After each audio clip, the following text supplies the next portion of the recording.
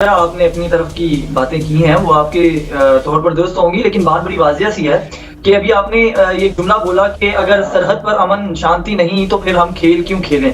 तो ये बात आप सिर्फ पाकिस्तान पर अप्लाई क्यों करते हैं, चाइना पर क्यों नहीं करते? वहाँ तो हर साल आपकी ट्रेड बढ़ती जाती है और आपकी सरहद के ऊपर भी वहाँ पर प्रॉब्लम्स रहती हैं। तो पाकिस्तान को लेके इस तरह का दोहरा मयार आपका समझ से बाहर है। बाकी जहाँ तक खेल की बात है, मेरा ख्याल है कि यही छोटी-छोटी चीज़ें होती हैं, चाहे वो खेल हो या फ़िल्म इंडस्ट्री और आर्ट और कल्चर हो, इसके अंदर पाकिस्तान और हिंदुस्तान जो है उसको आगे बढ़ना चाहिए। जिस तरह हम देखते हैं कि हमारे यहाँ पर फैज़ मेला होता है, तो आपके हिंदुस्तान से जो हमारे कलाकार हैं वो यहाँ पर आते हैं, तशरीफ़ लाते हैं, उनको इज़्ज़त और एहतराम मिलता है और हमारे यहाँ से भी जब हिंदुस्तान में जाते हैं, हिंदुस्तान वाले भी प्यार देते हैं। तो मेरा ख्याल है कि हिंदुस्तान के अंदर सबसे बड़ा प्रॉब्लम जो है वो उसका मीडिया है, जो इस तरह का नैरेटिव बिल्ड करता है, प्रोपेगेंडा बिल्ड करता है और वहाँ की आवाम और यहाँ की आवाम में नफ़रतों का प्रचार करता है। मेरा ख्याल है कि ये नहीं होना चाहिए। एक अगर ऑफिशियल कोई प्रॉब्लम है आपके बीसीसीआई को, ठीक है, वो वैलिड हो सकती हैं। आपने आईसीसी को बताया, आईसीसी जो भी हल निकालेगा उसके ऊपर दोनों कंट्रीज मान जाएंगी। लेकिन यहाँ बैठ के वही जनाब पिछले 50 साल का रोना रोना कि आपने फलां जगह पर हमें मारा था, आपने फलां जगह पर बॉर्डर पे आगे ये किया था, ये हो गया था, वो हो गया था। असद दुरानी साहब की मैं बात सुन रहा था जनाब, उन्होंने किताब में ये लिख दिया। अजीम भट्ट साहब, मैं पहले आपका शुक्रिया अदा करूं, कम से कम आपने नेशनल टेलीविजन पर बैठकर ये कबूल तो किया कि आप लोग नापाक करतूतें करते हैं। आपने कम से कम कबूल तो कर लिया कि आप लोग नापाक करतूतें करते हैं। मतलब आपने एलएसी पर और एलओसी पर जो हो रहा है,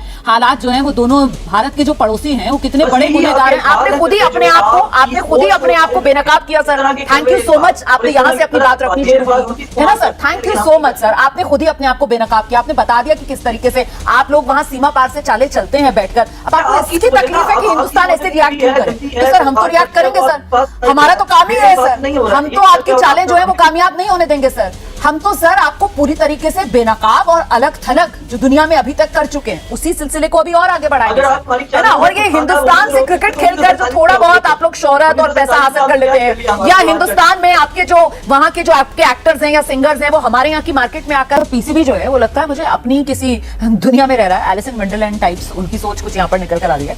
या अगर उसे हिंदी में कहे कि मुंगेरी लाल के हसीन सपने की बाकायदा वो इस तैयारी में है कि भारतीय क्रिकेट टीम आएगी और लाहौर में खेलेंगे जी, और 1 मार्च 2025 वो अपनी तैयारी लेकर आईसीसी के सामने जाने की पूरी तैयारी कर चुका है। आरजू काज़मी, किस दुनिया में पीसीबी?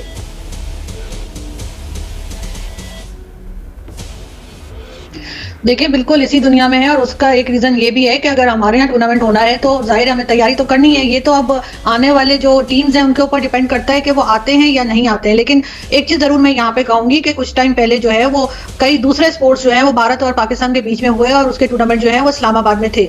और ना सिर्फ ये कि भारत से गेस्ट आए थे बल्कि पाकिस्तान से भी कई लोगों ने अटेंड किया था। और उसके बाद हमने बहुत सी दावतें, डिनर, लंच और क्या कुछ उन मेहमानों के लिए किया था। तो अगर हम बाकी स्पोर्ट्स खेल सकते हैं और भारत से टीम्स पाकिस्तान आ सकती हैं तो हमें क्रिकेट के टाइम पर आखिर क्यों ये सब बातें याद आ जाती हैं? या तो फिर हम किसी को भी ना भेजें, कोई भी टीम ना आए। यहाँ पे कबड्डी की टीम भी आ रही है, यहाँ पे टेनिस की टीम भी आ रही है, यहाँ पे हॉकी हो रही है, सब कुछ हर तरह का स्पोर्ट्स जो है वो भारत की टीम पाकिस्तान आ रही है, हमें बताया जाता है। एज जर्नलिस्ट हम अटेंड भी करते हैं। और उसके बाद जैसे मैंने कहा कि एक हमारे यहाँ और आपके यहाँ एक रिवाज है कि कोई मेहमान आया तो उसकी दावत हो रही है, तो वो सब कुछ हो रहा होता है। फिर क्रिकेट के टाइम पर अचानक हमें क्यों याद आ जाता है कि पाकिस्तान से तो टेररिज्म हो रही है, पाकिस्तान के साथ तो खेलना नहीं चाहिए, फिर कुछ भी नहीं खेलना चाहिए ना, फिर आप सिर्फ क्रिकेट को क्यों लाते हैं?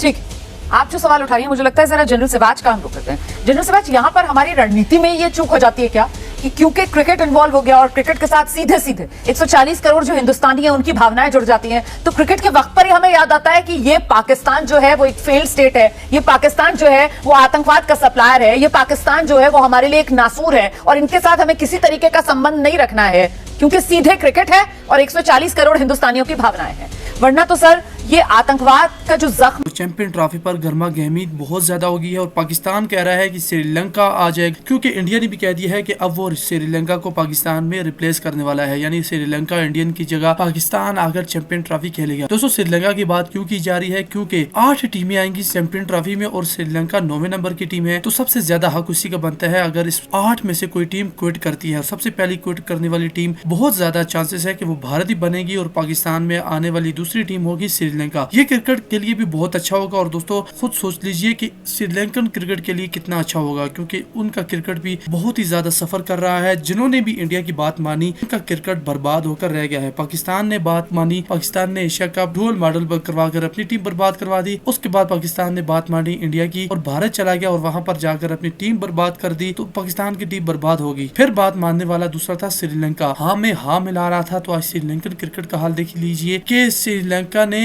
एशिया कप का फाइनल खेला, लेकिन फाइनल में जाकर 50 रन पर ऑल आउट हो गई और दुनिया की सबसे गंदी तरीन हार अपने नाम करवा दी। उसके बाद श्रीलंका जब वर्ल्ड कप में गया तो वो तो बिल्कुल पिछड़ा हुआ था कि चैंपियन ट्रॉफी तक भी दोस्तों वो नहीं पहुंच पाया। और अब देखिए कि श्रीलंका अगर पाकिस्तान का साथ देता है तो उसके लिए कितना अच्छा होगा कि इंडिया की जगह वो अब पाकिस्तान आ जाएगा। और पाकिस्तान में जोर शोर से तैयारी हो रही है। 300 करोड़ पाकिस्तान ने स्टेडियम पर लगाए हैं। दोस्तों खुद देख लीजिए इंडियंस का क्या हाल है। इंडियन के स्टेडियम में जब बारिश आती है तो वर्ल्ड कप के दौरान पूरा स्टेडियम बारिश से भर जाता है, पानी से भर जाता है। लोग वहां पर बैठे बैठे गीले हो जाते हैं, ऐसा लगता है कि ऊपर से फवारे खुर गए हैं। दूसरा देखिए कि वहां पर ड्रायर जो बाल सुखाने वाले हैं वो आकर अपने स्टेडियम में जाकर सुखा रहे थे। ऐसा वर्ल्ड कप इंडिया ने करवाया है। वहां पर स्टेडियम तो नदी नाले बने हुए थे, यानी गटर खाने बने हुए थे, लेकिन पाकिस्तान को देखिए कि 300 करोड़ पाकिस्तान लगाकर अपने स्टेडियम को दोस्तों जबरदस्त तरीके से बिल्ड कर रहा है और वर्ल्ड इंटरनेशनल टाइप की यहाँ पर क्रिकेट होने वाली है।